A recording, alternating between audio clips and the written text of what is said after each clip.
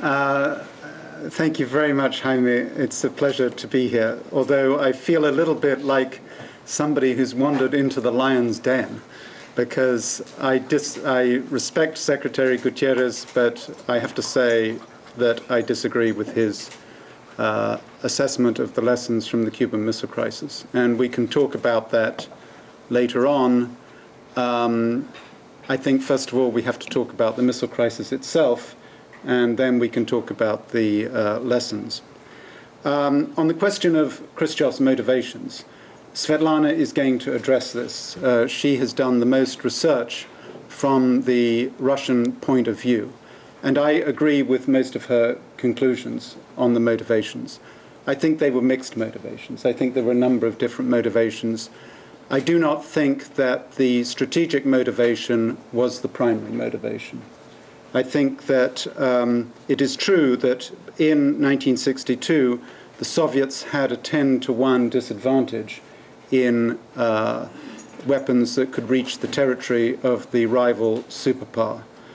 But even with the extra 60 missiles that they would have got on Cuba, that would not have materially redressed that balance. It would not have given them a first strike capability against the United States. It certainly improved the balance a little bit, but I don't think it certainly did not give them a first strike capability, because we had nuclear bombers on constant patrol, apart from anything else, invulnerable Minutemen missiles in hard silos all across the western part of the United States. They could not be hit and destroyed by a Soviet first strike. So there were other motivations. This is Khrushchev and his defense minister, Malinovsky. Khrushchev probably took the decision around April and May of 1962. He says in his memoirs that he was motivated primarily by the defense of Cuba, and I think he had convinced himself, and the Cubans, the Castro regime had convinced him that Castro's regime was in mortal danger, and they had to do something dramatic to save it. They, of course, saw the Bay of Pigs. They thought that the next time round, the Americans would be much more energetic than the last time round. They wouldn't be so incompetent, and that they had to take some kind of dramatic preemptive action. Next slide, please. But there was also an emotional attachment to Cuba. The Soviets, Khrushchev felt they were aging revolutionaries. They felt that Castro sort of represented the youth of the Bolshevik revolution.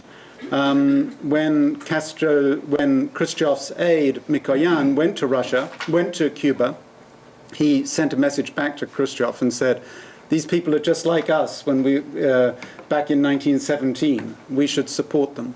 I don't think you can underestimate that sort of emotional attachment to Cuba. Plus, there's the idea that once a country has gone socialist, there's no way back. This was later called the Brezhnev Doctrine. And Khrushchev had intervened in Hungary, East Germany, and Poland in order to prevent countries that had declared themselves communist by force or whatever from going back to being capitalist. This was the Soviet understanding of the logic of history. I mean, of course it was nonsense, but that's the way they saw things.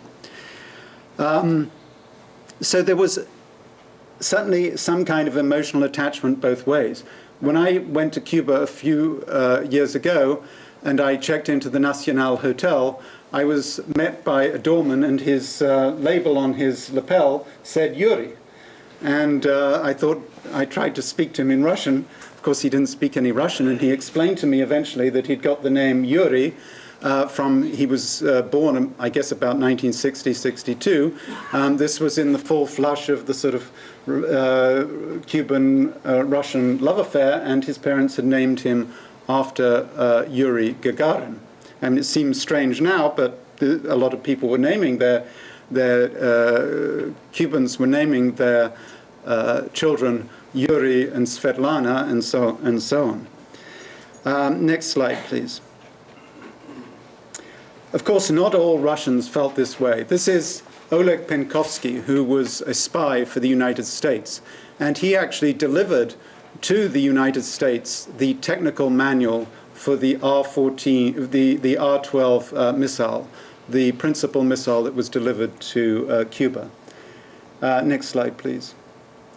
This is the R-12 missile that was deployed in San Cristobal and Sagua La Grande in September, October 1962. And one of the reasons that the CIA was able to identify it was from the length of the missile, and they were able to tell the president exactly when the missile would become operational because they had the technical manual supplied by Oleg Penkovsky.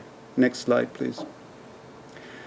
So I want to talk a little bit about the Russians who were in Cuba in October 1962, some of whom I had the opportunity to meet with when I researched my book on the missile crisis. In some ways, they were the elite of the Soviet Union. They were the nuclear engineers, the ballistic experts. Of course, there was sort of difference between the low-level Russian soldiers and the officers. The officers represented the best of the Soviet Union. They were experts in their field, highly trained, highly qualified, and many of them are still alive today. I was able to talk to them. Many of them now are living in terrible circumstances, like many Soviet veterans, on pitiful pensions, in sort of run-down apartments. It's really terrible to see what happened to them. This man is General Pliev. He was the commander of Soviet troops on Cuba in 1962. A cavalry veteran from the Caucasus. He's said to have led the last cavalry charge in the Second World War. Khrushchev trusted him because he had put down bread riots at a place called Novocherkassk shortly before being sent to Cuba. When he went to Cuba, he was an old man. He was quite old, senior. Very cautious, actually. His people lower down would urge him to do things, and Pliev's usual response was pretty cautious. Next slide, please. This is Pliev with Raul Castro, a young Raul Castro, and an interpreter. Next slide, please. They were stationed at the former boys' school at El Chico, south of Havana. Probably some of you know this place, perhaps. And this is a reconnaissance photograph taken by a low-level U.S. reconnaissance plane that I got by looking through the declassified photography. Next slide, please. This is the Soviet ambassador to Cuba, Alexeyev, with Che Guevara, of course. Alexeyev was a KGB man who was sent to Cuba first as under the auspices of as a Soviet journalist, although his real job was to represent the KGB. This was before they had diplomatic relations. And Alexeyev was the man, the Soviet, who probably had the closest relationship with Fidel Castro, was later appointed ambassador, and dealt with Castro during the tensest days of the missile crisis, was Castro's channel back to Khrushchev. Next slide, please. This is the Soviet embassy in Havana. It had been expropriated from a rich Cuban in Vedado. Perhaps some of you know the building, and the family's name I've forgotten now. But it was here that Castro came on the night of the 26th to 27th October to deliver the message that Secretary Gutierrez talked about, to tell this. It was a little bit more nuanced than Secretary Gutierrez said. He was convinced that the Soviets, that the US was about to launch airstrikes followed by an invasion against Cuba. He thought there was an 80-90% chance of an invasion, perhaps even higher. So he went to the embassy and he told Alexeyev to pass the message to Moscow that if the Americans invaded, if the Americans attacked, then in those circumstances, the Soviet Union should attack the United States with nuclear weapons. And he thought of Hitler's attack on the Soviet Union in the Second World War. He said that we should not repeat that, so that we should attack them first before they attack us. Of course, Castro had a completely sort of incorrect idea of the balance of forces between the Soviet Union and the United States. He believed Khrushchev's propaganda, that the Soviets had an advantage, when they didn't. The Soviets were at a huge disadvantage. They're at least 10-to-1 disadvantage, as they explained. So Fidel probably thought that the Soviet Union could wipe out the United States, which was incorrect. But that sort of gives you an insight into his state of mind back in October. Next slide, please. This man is General Statsenko, who was the head of the Soviet rocket forces on Cuba. He was responsible for all these missiles that could hit the United States. There were two different kinds of missiles, principally, that could hit the United States. There were the R-12 missiles that had a range of about 1,100 miles. Those are the ones you just saw in San Cristobal and Sagual El Grande. And there were also they could reach the eastern seaboard of the United States, not only Washington, but also what we didn't know at the time, New York. And they were actually deployed in the missile crisis. They became ready to fire. There are also more powerful ones, the R-14s, which never reached Cuba because they were intercepted in the blockade and sent, but they never passed the blockade line. They went back to the Soviet Union, which Statsenko was also responsible for, and they could cover most of the entire territory of the United States, with the exception perhaps of the northwest part of the United States. Next slide, please. This is the site at San Cristobal. You can see the missile, the long tent there, that is covering up a R-12 missile. Of course, the length of the tent gives away what is inside the tent. The CIA was able to measure the tent. It's about 70 feet long, which corresponds to the length of the missile. Next slide, please. This man is Nikolai Beloborodov, who was in charge of the Soviet Union's nuclear arsenal. In this photograph, here's the helm of a ship called the Indigirka, which is taking a lot of these nuclear warheads to Cuba. Actually, I've talked to his son, and although he was in the army or the rocket forces, he actually loved being a sailor. So he would get up, and this is one of his favorite photographs of actually steering the ship at the helm of the ship that took all these nuclear warheads to Cuba, the Indigirka. Next slide, please.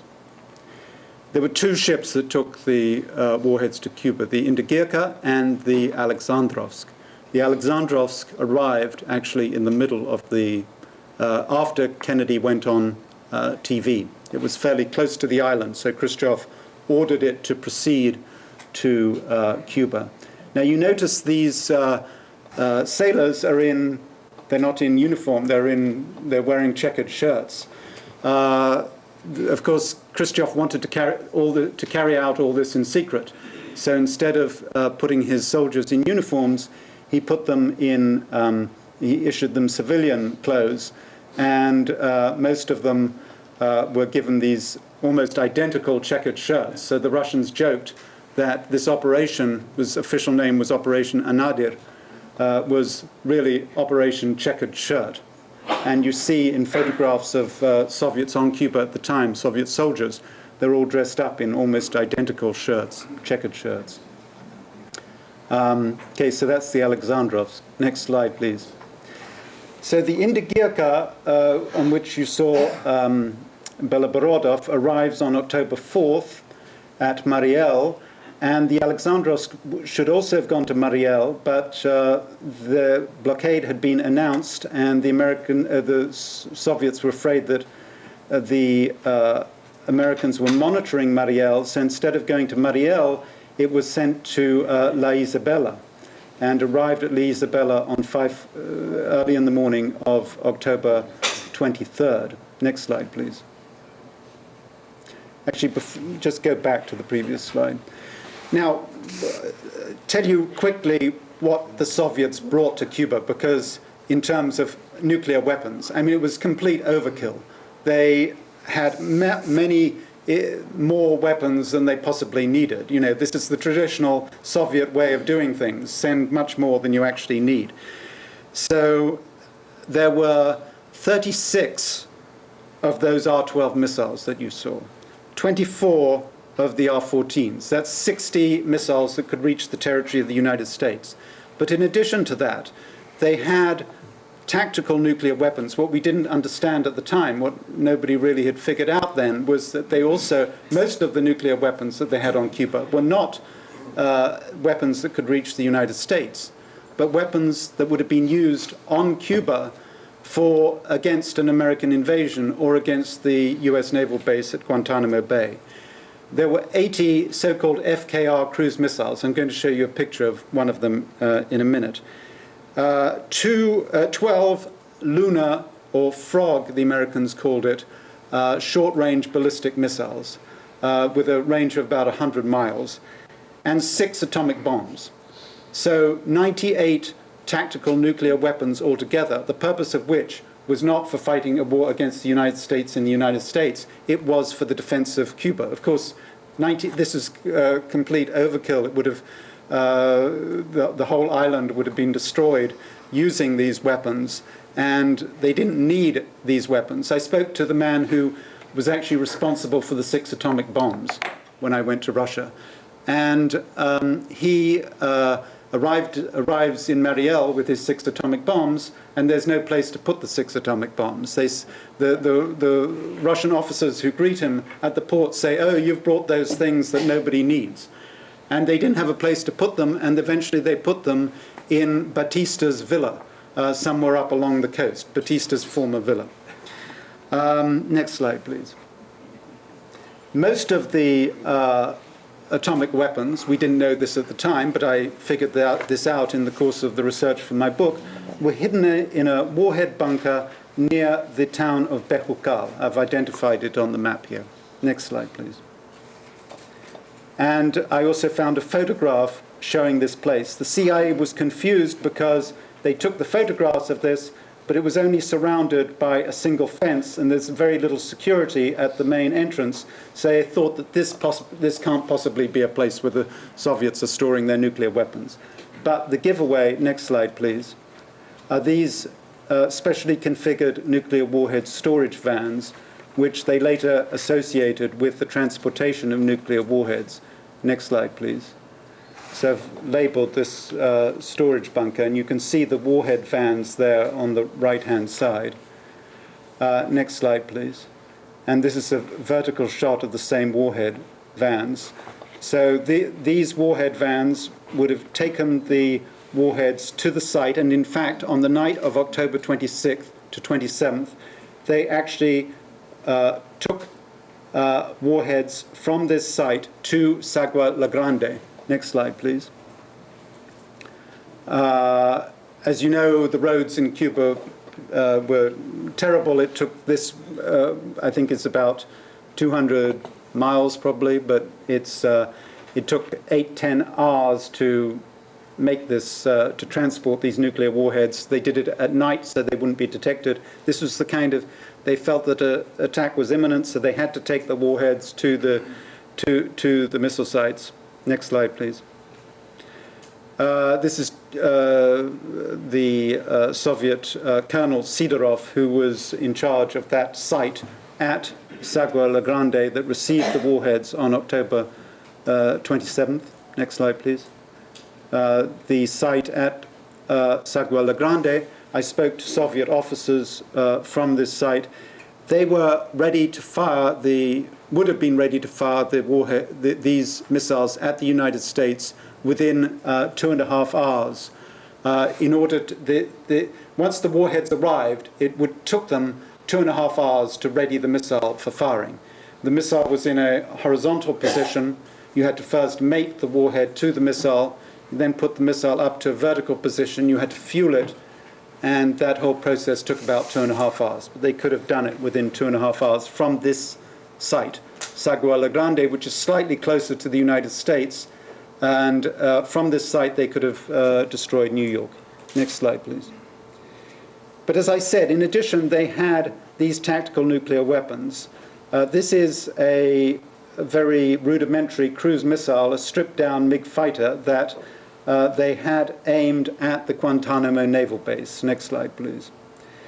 And again, on the night of 26th to 27th, they brought up these cruise missiles from the rear area, Mayari Arriba, to the launch position, which was just 15 miles from Guantanamo. They were ready to attack Guantanamo. Next slide, please. It was this because of they wanted to, this is the reason why an American U-2 was shot down over Cuba on October the 27th. The U-2 overflew these positions. It overflew the advanced position of the FKR cruise missiles outside Guantanamo. And the Soviets feared that if the U-2 got back to the United States, the Americans would discover their positions in depth. So that was why the decision was taken by local Soviet commanders, not by Fidel Castro, as some people have said, by Soviet commanders to shoot down this U-2 over Los Angeles. You can see where the missile was shot, where the U-2 was shot down. Next slide, please. And this is the team that shot them down. I spoke to some of the people on the team that destroyed it, the U-2. Next slide, please. Again, you see the Russians in checkered shirts.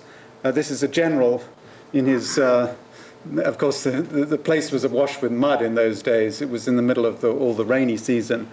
And they didn't really look like sort of smart Soviet soldiers at all. But this is the team that shot down the U-2. The general congratulating the guy who actually launched the missile, the SAM missile.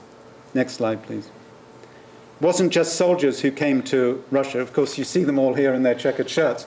But they also sent their most famous clown, Oleg Popov. Oleg Popov, exactly. Next slide, please. This is on the way out after and both Khrushchev and Kennedy figured out that the whole, the events were just spiraling out of control. When Khrushchev got that letter from Khrushchev, he thought that Khrushchev got the letter from Fidel.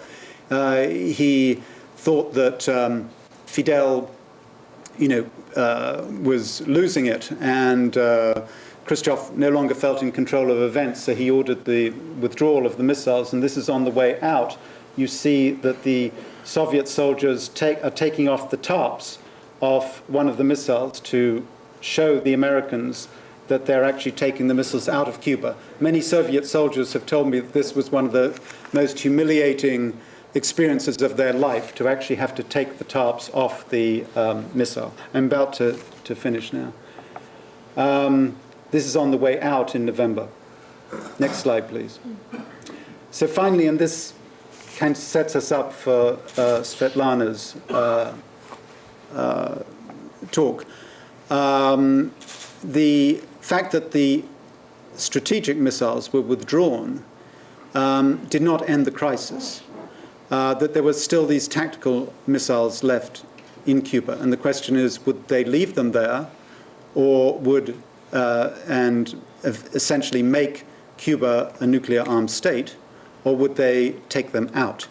And it was this decision, this man, Mikoyan, Khrushchev's deputy, he was sent to Cuba in November to resolve precisely this question, which Svetlana has done a lot of research on. So I'll let Svetlana talk about Mikoyan's trip to Cuba in November of 1962. Thank you.